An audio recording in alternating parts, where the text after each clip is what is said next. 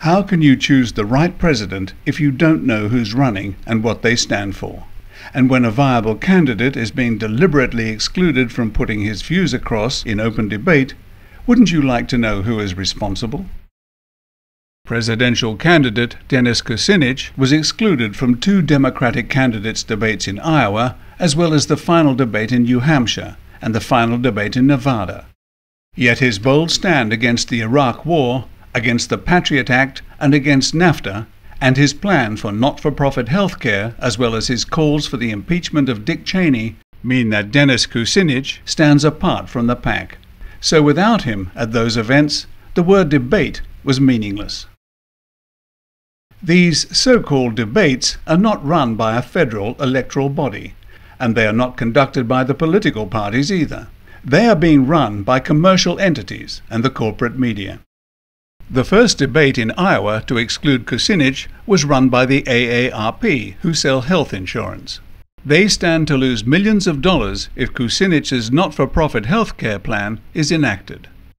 The second Iowa debate was run by the Des Moines Register, the final New Hampshire debate by ABC, and the final debate in Nevada was run by NBC, which is owned by General Electric. Many individual executives from these companies have contributed financially to the campaigns of the other 3 candidates, and these organizations are owned by companies which profit from the policies that Dennis Kucinich opposes. Armaments contractor General Electric stands to lose millions if American troops are brought home.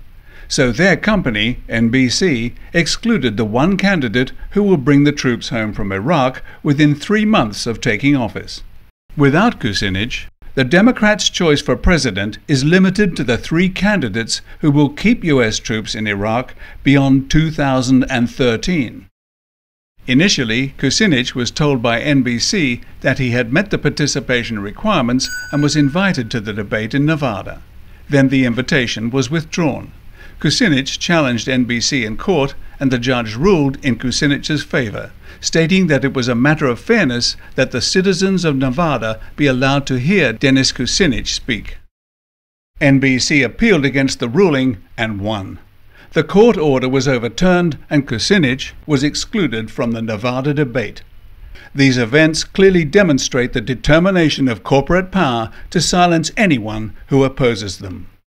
When the only candidate against war and violence is denied the right to debate by corporations which stand to lose if he is elected, you've got to know that the game has been rigged.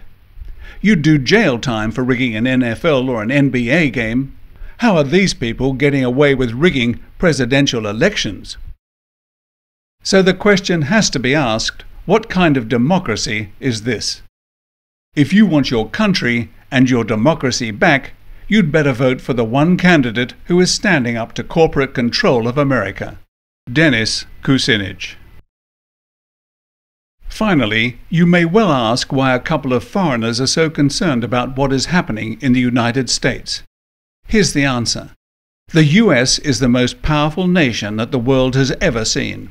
Its weaponry surpasses that of every other nation on the planet, and is controlled by a group of greedy people who care nothing for the principle of one person, one meaningful vote, and who are driving our world, it's not just yours, towards disaster. Please, for your sakes and ours, elect a president who will end corporate control of the electoral system, end the use of war as an instrument of US foreign policy, and restore America's standing in the world. Get it right this time, or there may not be a next time.